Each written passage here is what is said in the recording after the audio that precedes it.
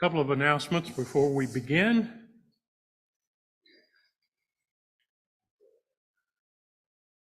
If you don't mind registering your attendance, you'll find a turquoise pad somewhere on your row.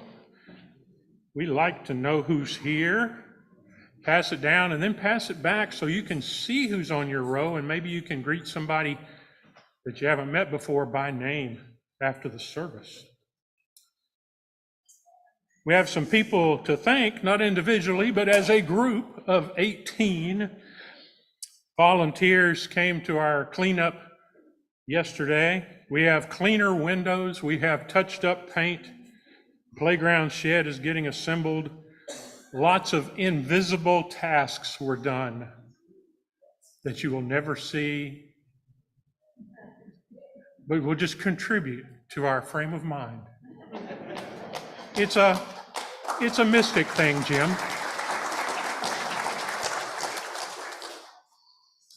Thank you for those of you who did that.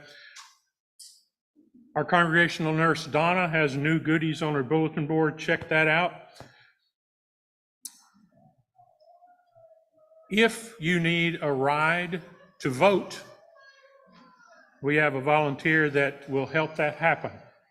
So if you have a doubt that you can get to a place to vote, write it on the Friendship tab, or you can speak to Donna directly. Raise your hand. There she is. But we will help that happen.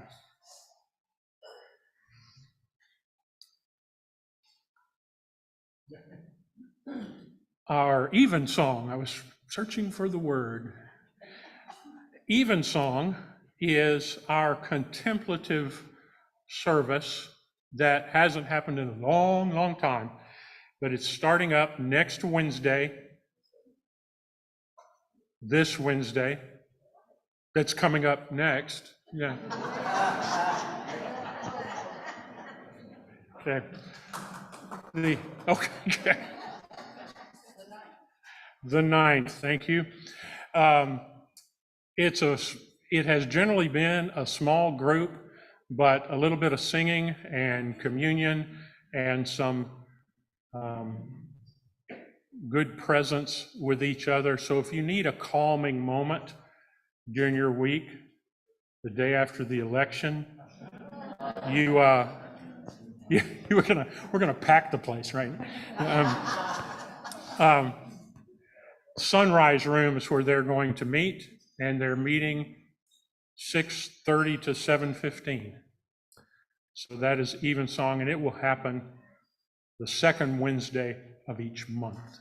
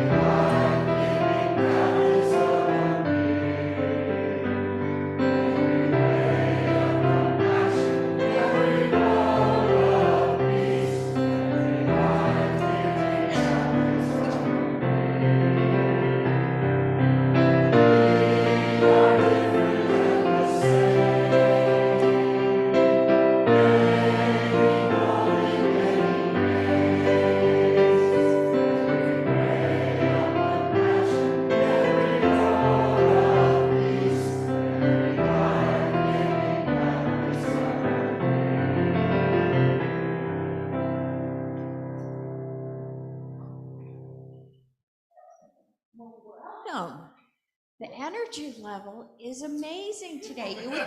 You would think somebody was back.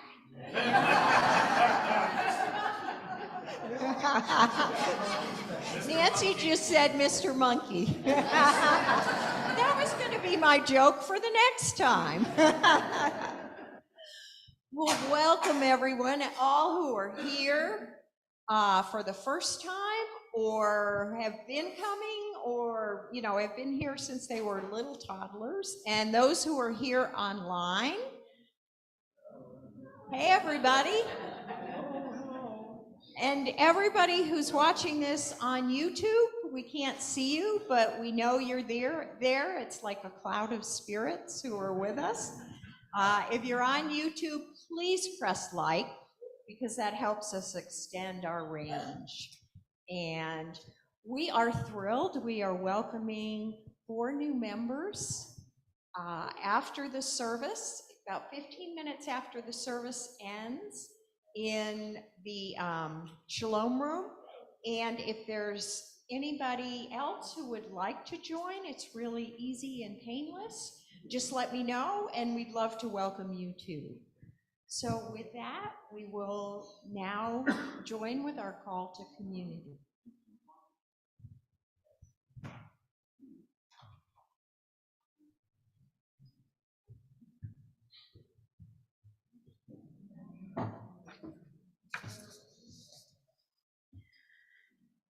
We gather together in the name of the one who bids us come.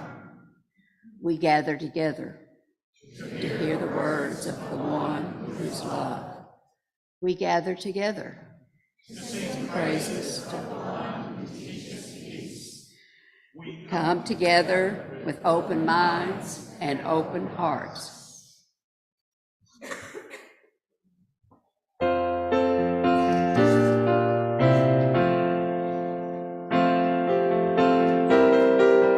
Please rise as you're able.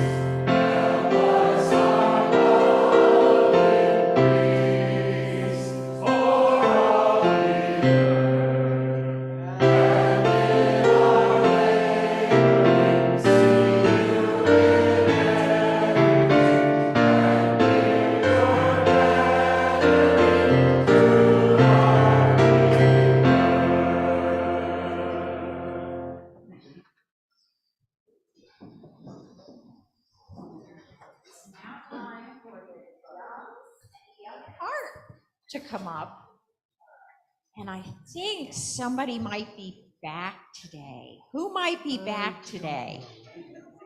Anybody know? And if anybody can help us, there's food that people have set out, and if any of the larger Young at Heart people would mind helping to bring up the food, that would be great. So who is it that's back today? What? Mr. Monkey.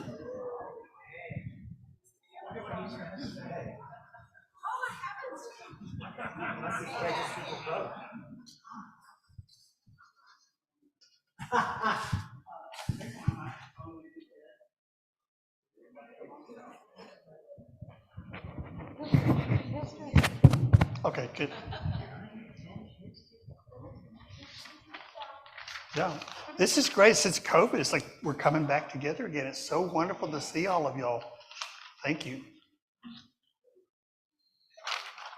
Hello, everyone.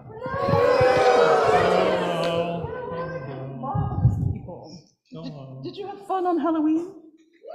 Oh, good. I did too.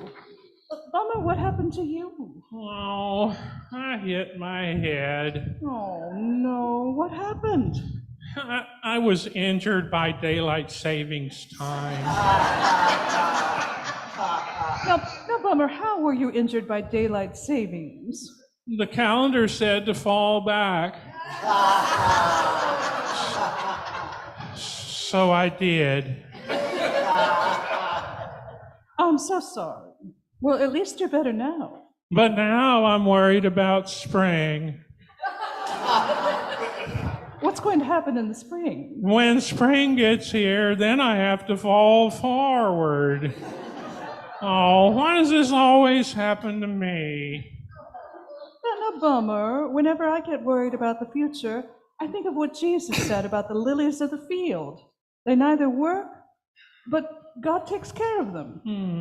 I don't know, they sound kind of lazy to me. Oh, Mr. Monkey, they're flowers. I don't care, they need to get jobs. Well, the point is, we don't need to worry because God takes care of us. Well, listen, if you're considering the birds of the air, what about the buzzards? They would love a little bear like Bummer. Oh, no. Mr. Monkey, stop it. Bummer doesn't need to worry about anything because God is taking care of him. I think we need a song about trusting that we're loved. Yes, you have one? I have a song about love. Will y'all help? Will you help us sing it? We'll try. Now, this is an old people song. So we got a couple of those, but I think it's easy, and I think younger people will like it too. I like it. It's a good song.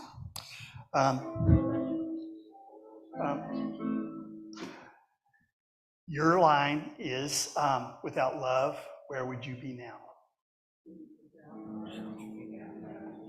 So if people know the other verses, they can do that too. We're going to we'll do it twice so that you can learn it. But we'll do 2 verses of it, which we usually just do 1, so this will be a little longer than usual. But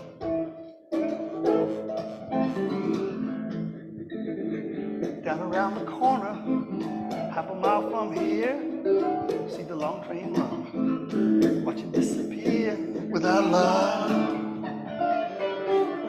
Where would you be now? Without love. Where would you be now? You know, I saw Miss Lucy down around the tracks. Lost a home and a family, now she won't be coming back. Without love, where would you be now? Without love,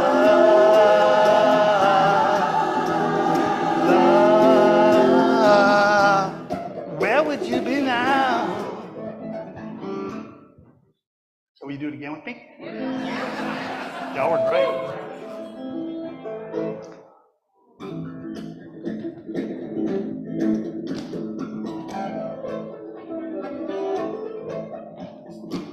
Down around the corner, half a mile from here, see the long train run. I want you to disappear without love.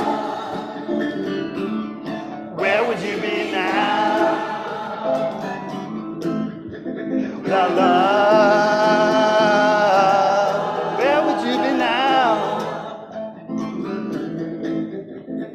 You know, I saw Miss Lucy down around the tracks. Lost a home and a family, now she won't be coming back. Without love,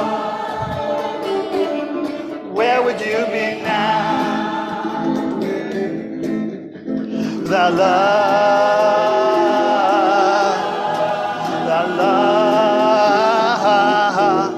where would you be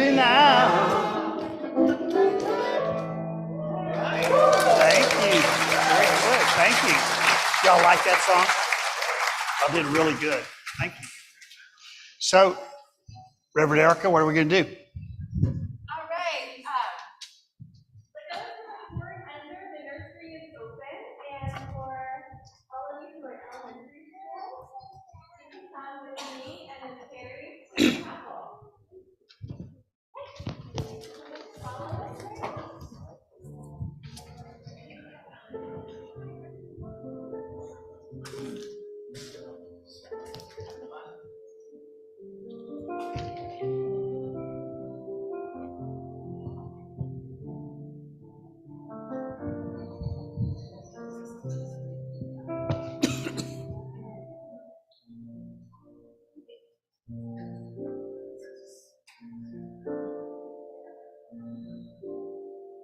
Lots of children.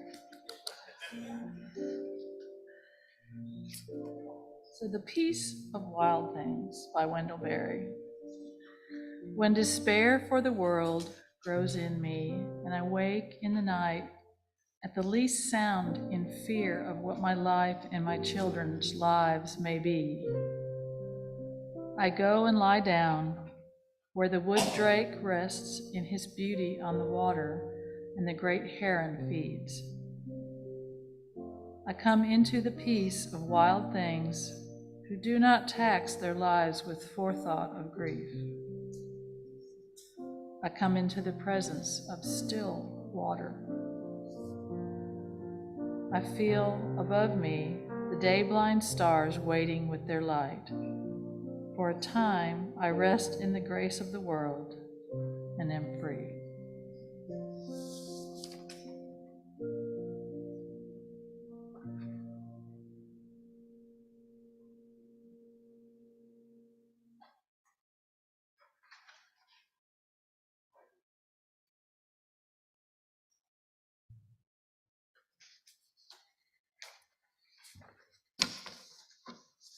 It's nice to have you back, Marilyn. Well, that's all it took. We come into the presence of still water. I love that image. We come together on Sunday mornings and take time to give thanks in our service for our family of friends and the love that is here that helps us in so many ways in our daily lives. We are grateful for the sanctuary of friends, grateful for our steadfast commitment to justice, freedom, love, compassion that brings us together. We know this is a safe place always for all to gather and share and to find nourishment and renewal for the week ahead. In our gathering, we feel the prayers that may be deep within our own heart.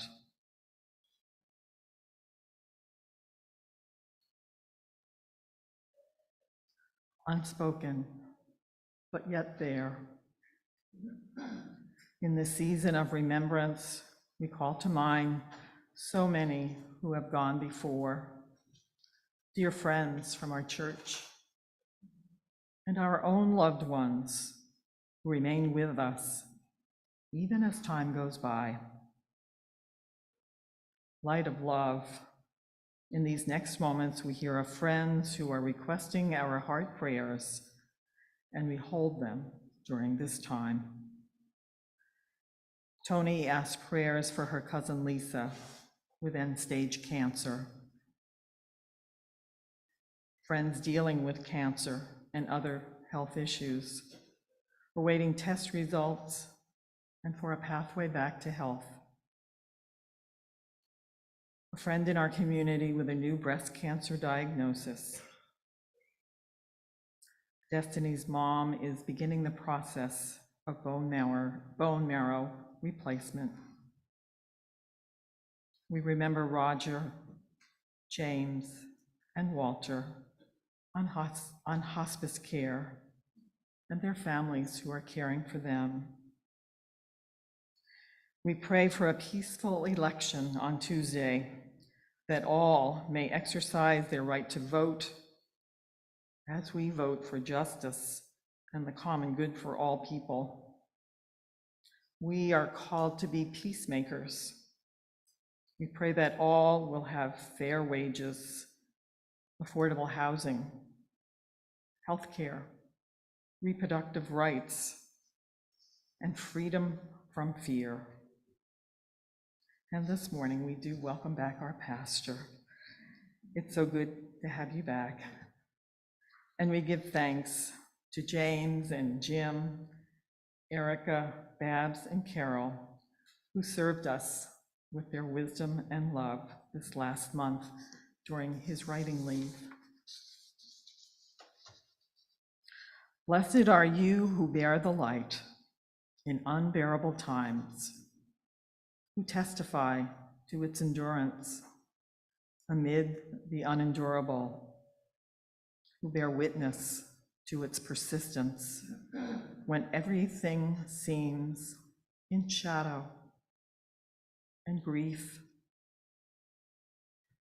Blessed are you in whom the light lives, in whom the brightness blazes, your heart a chapel, an altar, where in the deepest night can be seen the fire that shines forth in you, in unaccountable faith, in stubborn hope, in love that illumines every broken thing it finds.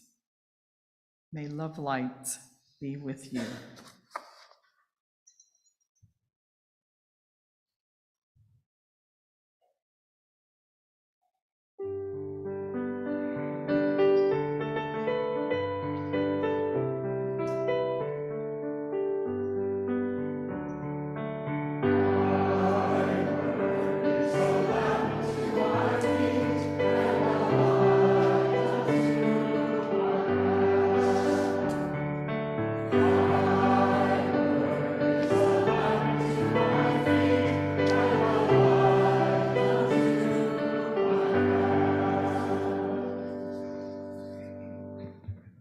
Good morning. We have two scriptures this morning, one from John 21 and one from Corinthians. Later, Jesus again was manifested to the disciples at Lake Tiberias. This is how the appearance took place. Assembled were Simon Peter, Thomas the twin, Nathanael of Cana in Galilee, Zebedee's children, and two other disciples. Simon Peter said to them, "I'm going out to fish." "We'll join you," they replied, and went off to get into their boat. All through the night, they caught nothing. Just after daybreak, Jesus was standing on the shore, though none of the disciples knew it was Jesus. He said to them, "Have you caught anything, friends?" "Not a thing," they answered. "Well, cast off your net off the starboard side," Jesus suggested, "and you'll find something." So they made a cast and caught so many fish that they couldn't haul the net in. And from Corinthians, love never fails. Prophecies will cease, tongues will be silent, knowledge will pass away. Our knowledge is imperfect, and our prophesying is imperfect. When the perfect comes, the imperfect will pass away. When I was a child, I used to speak like a child, think like a child, reason like a child. But when I became an adult, I put childish ways aside. Now we see indistinctly as in a mirror. Then we will see face to face. My knowledge is imperfect now. Then I will know even as I am known. There are, in the end, three things that last: faith, hope, and love. But the greatest of these is love. Words from our tradition for our present day consideration.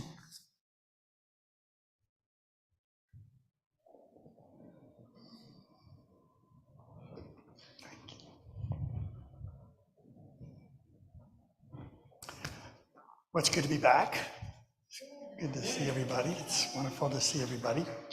I'm grateful for the people that cupboard. Usually when I go, get a lot of complaints about the sermons, but everybody loved the whole month, so that's for next time. But I'm grateful to the whole church. Definitely, if I ever do finish this book, it will be our book and not mine, because for 40 years here, I have searched for a gift I want to give you and the world, and it's been very distracting from a lot of times what I should be doing, and this church absolutely steps in, covers. I've never seen anything like it. But there's a gift that I want to give that I've never been able to say, and I've worked on it, probably 50 years trying to get this book going. Because when I was in Sunday school, I had a distinct feeling as a kid that I'd been given a shell where the original animal had left. I've been given a candle where the flame had blown out. And I wanted to know what was there originally. What is it that people were willing to live and die for? I don't think it was traditional Presbyterian dogma. I could be mistaken. I could be, because it's pretty exciting stuff.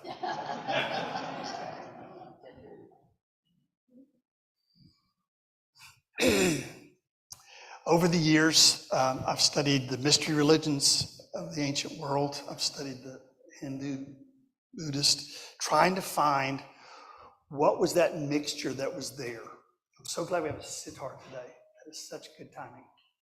Because this is a weirdo sermon. Which I don't usually need to say that. But I'm going to try to share as best I can. What happened this time was I started to write, and I just realized how tired I was. I just realized it's probably been 30 years since I've really taken a vacation, because my job is my hobby. That can be a problem. When I'm on my own, I don't tell the session this, but I would have done this for free. I'm serious. Not the administrative part, but the stewardship part. A special thanks to the stewardship committee that had the drive while I was gone, which probably was not an accident. It's sort of like a bowling ball rolling on the floor. Don't make them feel guilty. Don't make them feel guilty.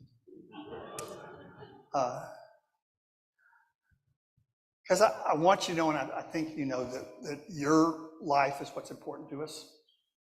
You making sense of that? And we're about to go into what is possibly going to be a very hard time. It is probably going to be a very hard time. And Christianity and the mystery religions grew out of times like this. But what they did was they took people deeper into who they are. They didn't ask people to believe that there's invisible beings or that something happened a long time ago. What they were doing were tour guides into the depths of human perception. This is my belief. That even if you don't believe in religion at all, you're completely an atheist, you're still an expression of something larger than yourself of which you're a part. And your life isn't going to make sense if you live it for yourself. You're still the expression of a depth, a mysterious depth of which you're an expression, and you're never going to feel complete until you give yourself to that mysterious something that animates you, that gives you life. And because everything in the universe interrelates, everyone and everything is addressing you somehow. Everything interacts. And so what you're looking for is always here and always now. And I believe these three mysticisms were what inspired the original Trinity. But that kind of got broke, right? Once I think that Christianity started way before, the mystics, Jesus and the mystics, and then the organizers came,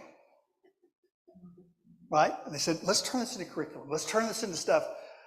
We can't wait till people love others like they love themselves. That's too, you can't really quantify that. You got to, let's turn it into dogma, rituals. That's all measurable. Rules. I want to know what it was that originally inspired the amazing stories that we hear from the past. I think what we've got are the lumps of coal from a long dead volcano. But I also believe we can get it back again. When you read the early church, they talk about the mysteries. And they promise that they didn't share the mysteries with outsiders. That tells you that the essence of Christianity is what's not being taught. I would like for us to move towards a new chapter to train people into a kind of deep, natural mysticism that blossoms into science and into art and into activism. Not by getting them to believe in something that may or may not be true, but to go more profoundly into our own roots, into things, to feel the web of life as our home, to feel the cosmic process that we express. So I'm going to try in the next 10 weeks to kind of dance around this thing. The last night of the last day, I got sick the last week, which was bad in some ways, but it was good in other ways in that I couldn't really think. So I was just feeling, just kind of sitting there. And I kept seeing Escher pictures. We're going to look at those strange sketches. The first one here. Those strange sketches where it twists the mind to look at them. We'll look at people going upstairs, downstairs, and shapes that twist. I really believe that's what a religious symbol is supposed to do. To deepen, to twist, to widen your ability to perceive. From the inside out. You're not going to have to trust anybody to do this. It will ring true or it won't in your own way. What the teacher does is try to find that little tuning fork inside of you and find what that resonates to. What song, what dance?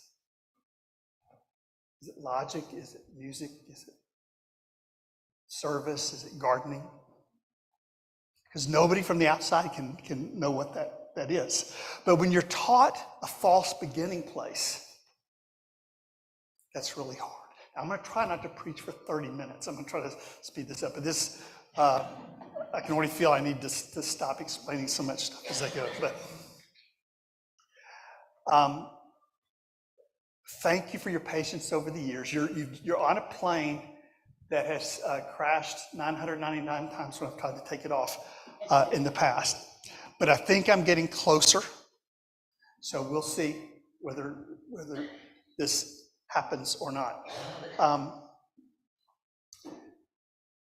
In these stories, Jesus, in our tradition, but it was Dionysus, Orpheus, the story's been told countless times of somebody who symbolizes the essence of your soul, the greatness of your soul. When Jesus says, I am this, I am that, he's not talking about himself. Right? I was taught Jesus is the most supreme narcissist of all time. But then when I studied Hinduism, saw that it's talking about the great self. It's somebody who is so in love with everything that when they say I, it includes you and me too. That Jesus wanted to lead us to that. But to do that at the different levels requires a transformation at each stage. If you go around the world, that usually it gets projected out as astrology. It gets internalized as chakras. What's important in all of it, including what I'm going to say, is the experience of you feeling your roots into life, into nature. I don't see that as speculative at all. Like if we put God and Jesus in timeout, where did you come from? right? You're an expression of something. It's your expression of the cosmos, your expression of the web of life. So we're trying to go deeper into that. We're going to look at some of the stories. The story we're going to look at today, we're going to look at a bunch of stories in the next, we're going to go into Christmas with this, which I hope won't be a terrible, terrible mistake.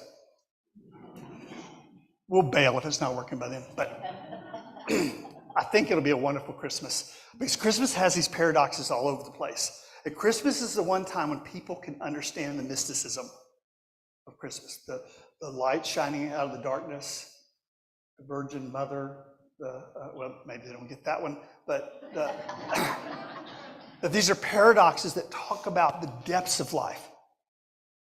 Because at the surface of life, everything looks paradoxical and frightening beneath you. So in our story today, Peter is going to go fishing. Unfortunately for Peter, he kind of represents the kind of bumbling idiot in these enlightenment stories. He represents the human ego.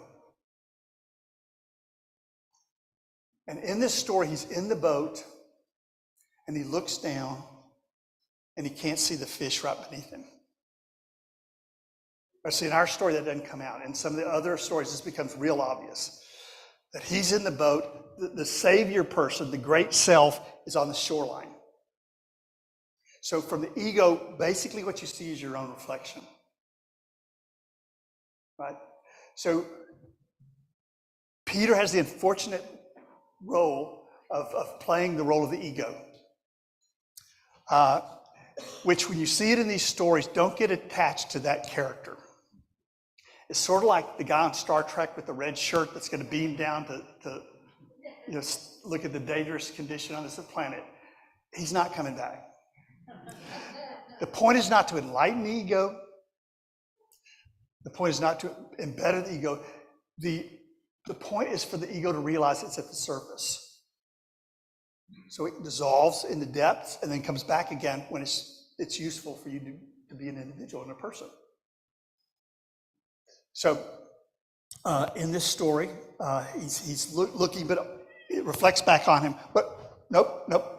Could you go back?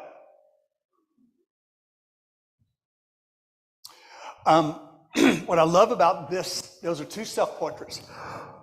That's the Presbyterian version.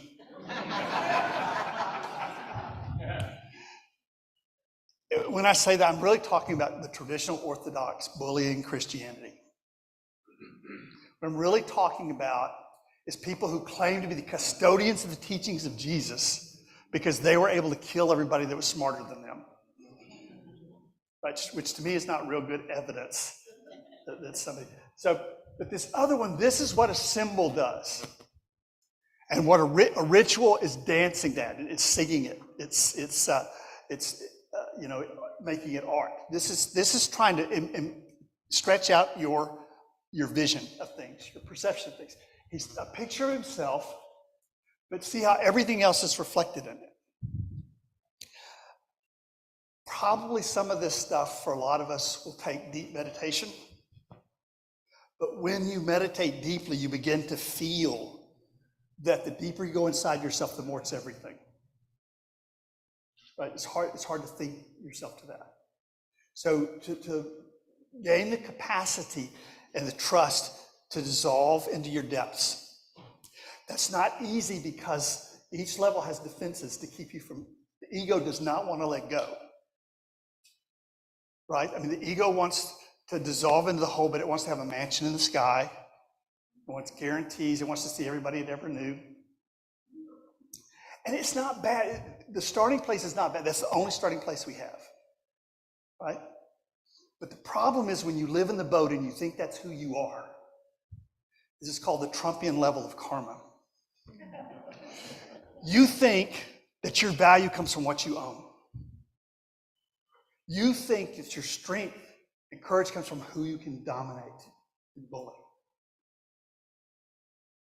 And we have much of a nation that is in that place, and you can't fight it because it's already afraid.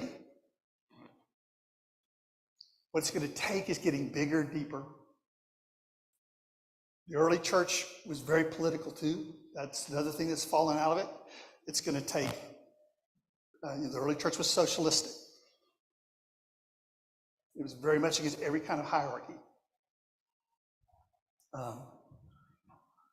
So we're going to have to get that element too, but I believe it has to come from the depths of your being. This has to be something that nobody gave you, including me. Right? It's somebody who jingles the bell to you. Oh yeah, I've always known that. That's what it's going to feel. It's not going to feel like, oh, gee, I've never thought of that before. It's going to be, I've always known that. I was tricked out of acting on that. I was tricked out of living that.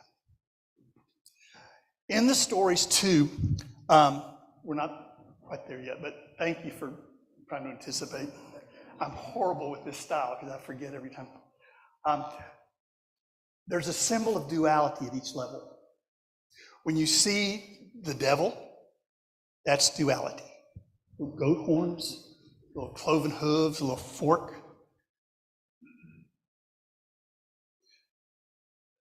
The sophisticated mystics didn't believe in goat people. But in our story, it's Thomas. When you see Thomas, does anybody know what that word means in Hebrew? Twin.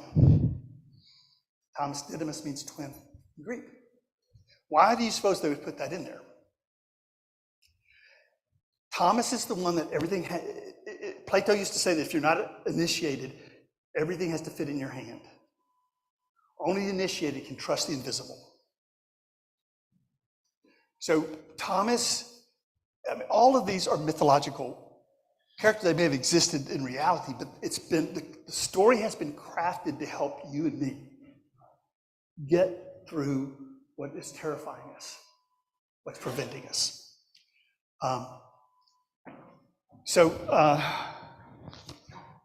In these enlightenment things, we're looking at a fishing metaphor today, but and we'll be looking at that, I think, next week too.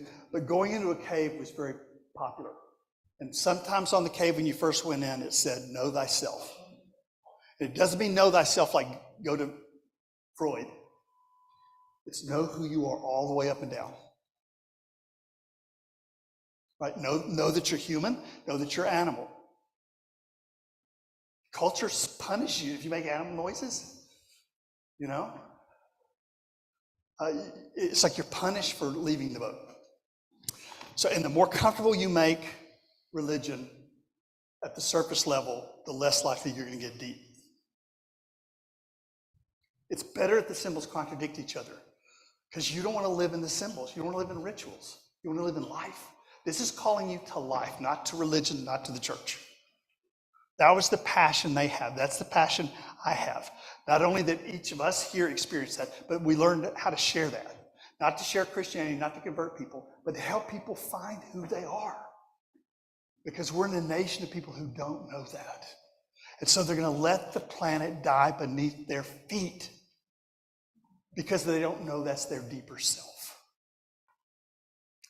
And they're terrified of the end of things because they don't know there's something deeper than living and dying.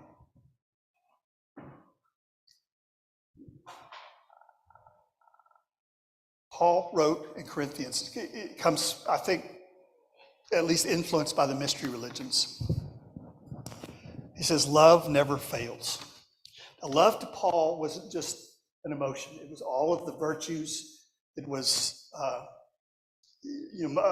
profound experience that put everything together. He said, prophecies will cease.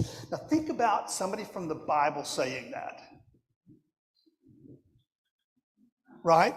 Somebody who wrote the Bible says, the prophecy stuff is good, but it's foam. Right? If it doesn't lead you, then it's foam. He says, tongues will be silent. That's speaking in tongues. That's charismatic stuff. Somebody who wrote the Bible said, that's not going to be worth anything without love. He says, knowledge will pass away. Gosh, if they'd known that before Galileo. You know what I'm saying? Or today, when you have the Texas legislature. Trying to go back to the future. Our knowledge is imperfect. This is somebody, do you think that person wants you to take the Bible literally? Our knowledge is imperfect. We can't get there with our minds alone. He says, the imperfect will pass away when the perfect comes. When I was a child, I used to speak like a child, think like a child, reason like a child. But when I became an adult, I put childish ways aside. Now we see indistinctly in a mirror. At the end of the initiation, a lot of times you'd be shown a mirror. And I don't know what that meant. They didn't have mirrors like we do. They were like polished metal. And I think the idea is if you can see that you're all of it, then you're ready. If you still think you're Jim Rigby living at so-and-so, working at so-and-so, you got some work to do on your roots. Now we see indistinctly as in a mirror, then we shall see face to face. It's not about belief, right? It's about relationship. It's not about truth, it's about reality. What is the reality of your life? I think that's what they're asking. Okay, I'm going to speed up a lot. Okay. Is this making sense? A little bit? Well, pretend. Just pretend. That's all I have. And then after I leave the room, you go, what? And then the fish. Thank you. What I like about this is a picture of a tree that's on a rippling surface of a lake. When we start off, we think we're seeing the world objectively. But there's always an interrelationship that's there. And we start off seeing a whole lot more of our own projection than we see of other people. And if you do not hold yourself to the fire with science, reason, testing, communication, all of those things, you'll live in these phantoms. Jesus in the story is a phantom. He manifests on the lake. But it's a vision. It's something that's, you're waking up. You're putting a personal face on this profound lesson. The fish is going to represent the life within, the insights within, all this stuff that's within, that's in the dark, that just needs to be lifted up where you can see it. And fish sort of represented that because you could see them going into the dark and coming up into the light. Seeds represented it because sometimes they're dead and sometimes they're alive. Angels, because they were human beings, but they had bird wings, which is very helpful.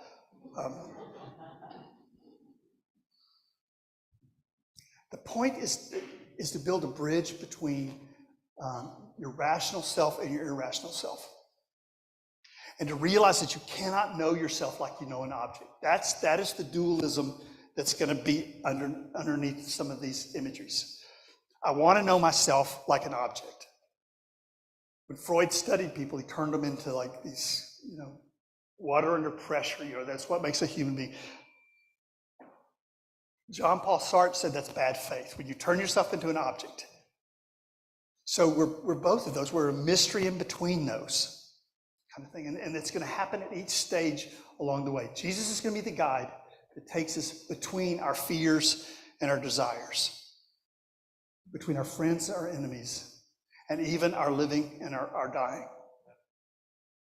If we do not have that depth, if we're not living out of that depth, we're at the surface terrified by all change. We're terrified by people we can't control. We're terrified by people who are different than us because our self is the only template we have. The essence of white supremacy and patriarchy and all of these things is not that you hate people who are different, but you think you're the norm. You think you're the measuring rod and everybody else is an inferior version. So there has to be an awakening, a transformation at each stage along the way. Okay, we're at the third point, which is good. We're going to get home by nightfall. Could we do the last one? This doesn't really fit in today's sermon, but I think it's important to have it because it's kind of a spoiler kind of thing about where the airplane is supposed to land eventually. And I actually had a dream that was like this once, where I had died And I wasn't going to heaven, I was going to wherever that screening place is. Yeah, where you put your application in, and they do the computer background check kind of thing. So I'm sitting there and the person's kind of looking at it, but it's in a UFO. You know how dreams are, It has to be something that makes you sound like an idiot, or, it's not a good dream. But the person looks up sad and says, "I'm sorry."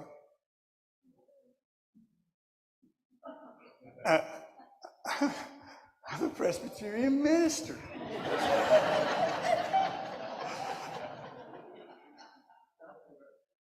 Well, I guess y'all saw through that a long time ago, but then in the dream, I'm thinking, okay, there's no way my source can reject me. That's not even logically possible. Whatever's willing me into being, everybody else, everything else might reject it. But what's willing me into being, by definition, wants me here.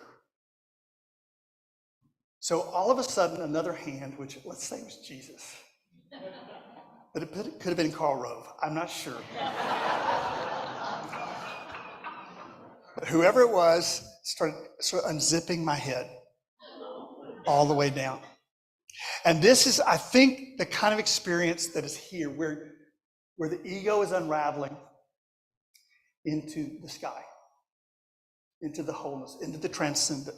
Because the bottom level that I know about, and there's a whole lot more I'm sure that I don't know about, but that they talked about was very close to Einstein's space-time continuum that has mathematical properties. That's what the net symbolizes in the Pythagorean religion, and I believe is a part of this too. That as you unravel, to never forget that there's a net that will hold you no matter what. Now think if we remember that coming into the next couple of weeks. We may need it. And to realize if you're waiting on a medical verdict and you can't breathe, to realize that's very important. It's very important, but it's not ultimately who you are. And then when we look at what's happening to our country and what may happen to our country, that's very important, and we need to do everything we can do. But to realize that whatever happens, that is not ultimately who we are. And even if we fix everything, the galaxy is still going to collapse sometime. So what this voice says is let go. In the, I love, this is my favorite, I probably chose the wrong religion, but the Dancing Shiva. It's the circle of time and fire and all this falderall about what reality is. And then it's all taking place on a sleeping idiot. Which I think is probably the ego, right? But that's the only starting place we have, and we wake up back in that all the time. So if we can remember the way into depth,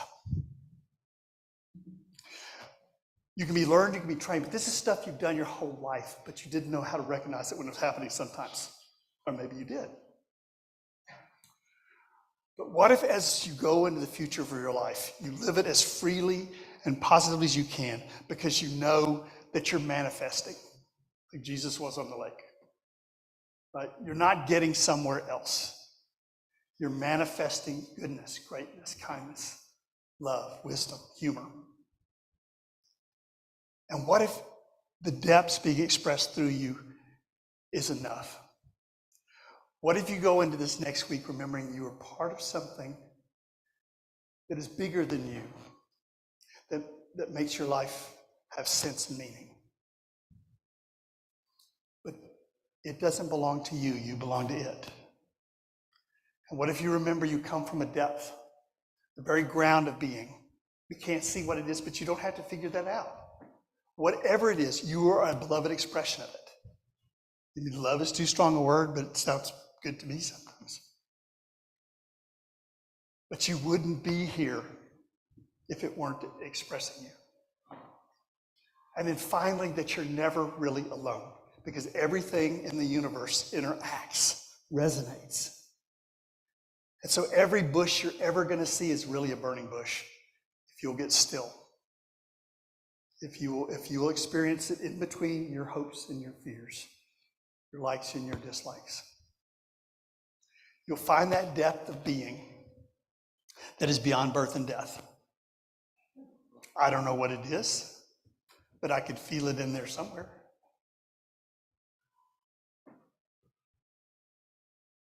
Jesus is a symbol of what meets you in the boat when you're confused and scared. It opens to Christ, which is there as the net that says, whatever happens, there's something there to catch you. And so let not your heart be troubled, neither let it be afraid. That's my best attempt. We always take a moment to think about these. They may need 2 minutes. So thank you so much for your patience in listening to this stuff all through the years.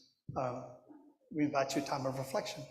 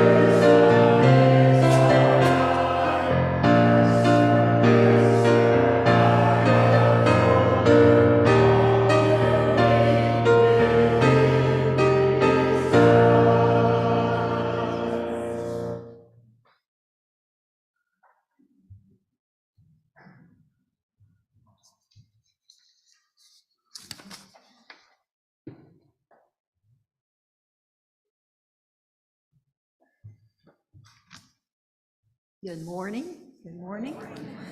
If you're anything like me, I know you really appreciated that extra hour this morning. I wish we had one every day. And if you're like me, you feel so grateful to be a part of the St. Andrews community where we can serve and grow and question and change to be a part of doing our best to face and embrace constant change. We want St. Andrews to thrive, and I know you want to know how we're doing on our pledge drive. So I'm up here today to give you the scoop. As of Friday, 38 households have turned in pledges. Thank you. Our goal is 100 pledges, so we have a ways to go. Those 38 pledges have totaled $189,000, putting us a little over halfway to our goal of $350,000. Yes, we're making steady progress, and yes, we're inviting more of you to pledge. Now, most of us have not come to St. Andrews by default. We have chosen St. Andrews, not just because we might live nearby, and not because St. Andrews has all the answers, and not just because it's the only church where Mr. Monkey shares his wisdom. We have chosen St. Andrews because it helps us grow. It helps us to make a real difference to real people. I'm always inspired by the gracious gifts we give each other here at St. Andrews and the gifts we give to so many in need. And I'm humbled by the countless volunteer hours you share each week, the gracious pledges and spontaneous donations, your prayers, and our friendships. Thank you, thank you, thank you, thank you. Please stop by the pledge table in the foyer just to check in if you want to, and to pledge if you want to today. Or you can go online and use the virtual pledge card on the St. Andrews website. Thank you so much. Peace out.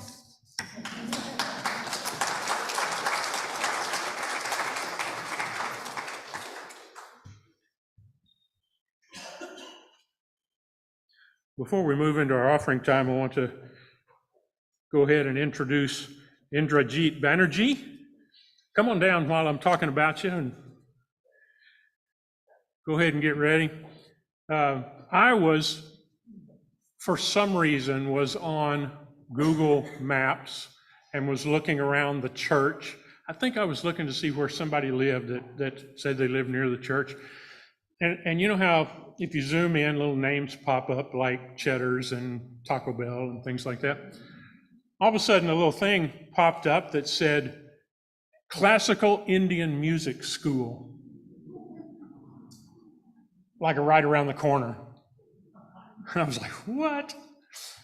And it was right after we'd gotten back from COVID, and I who knows whether it ever was a real thing, but, and maybe it died during COVID, So I look on the internet and I look it up, and I find that indeed it does exist, and found Indrajit's name and emailed him saying, hey, are you still doing it?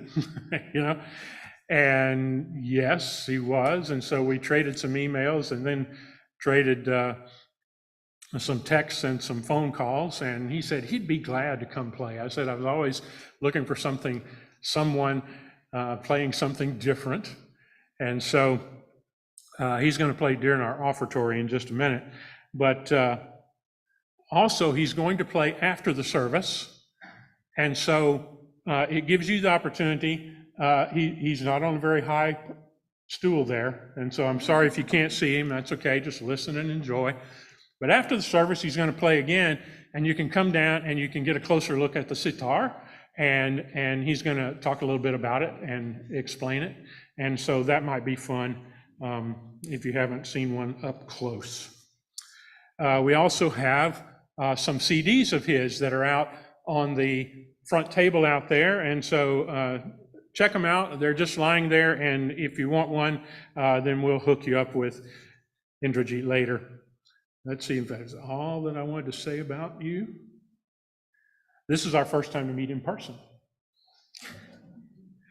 So anyway, we're looking forward to getting to know one another.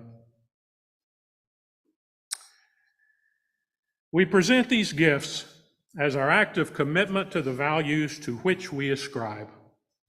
May they be used to bring justice where injustice reigns, to pour out mercy on those who need it most, and be a tangible sign of love for our world. Together, may our offerings bring help and hope to people who are suffering. Will the ushers please come forward?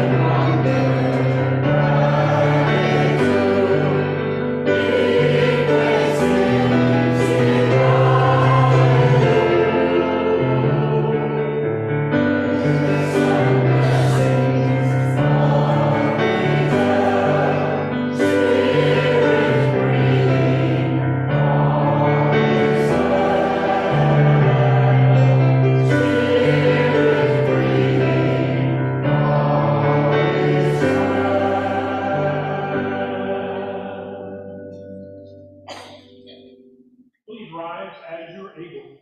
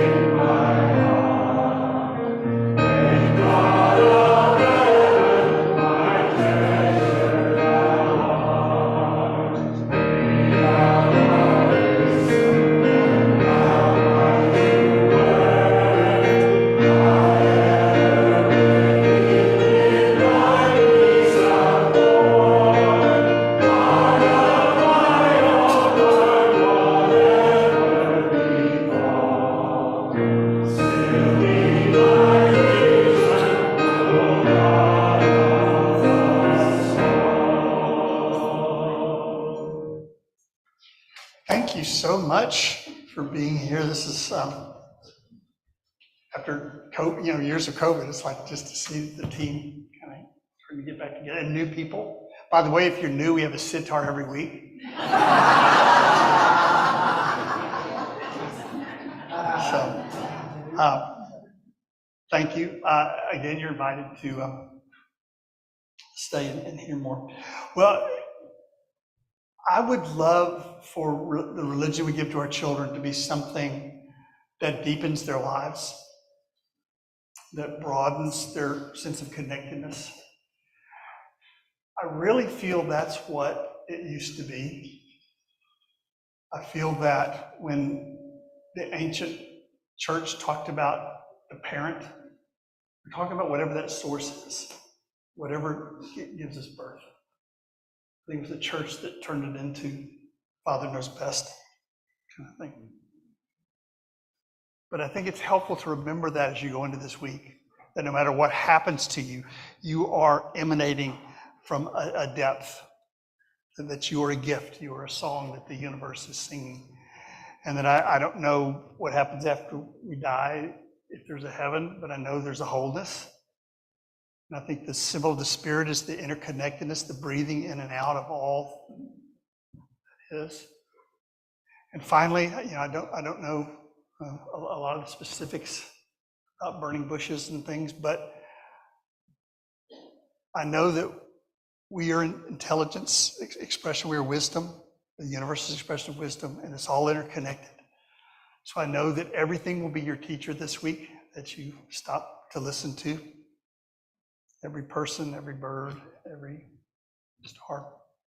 And I hope that your life will be deeper and richer, and that you won't let the affairs and events of the next 2 weeks rob you of your own depth. Go in peace, go in love.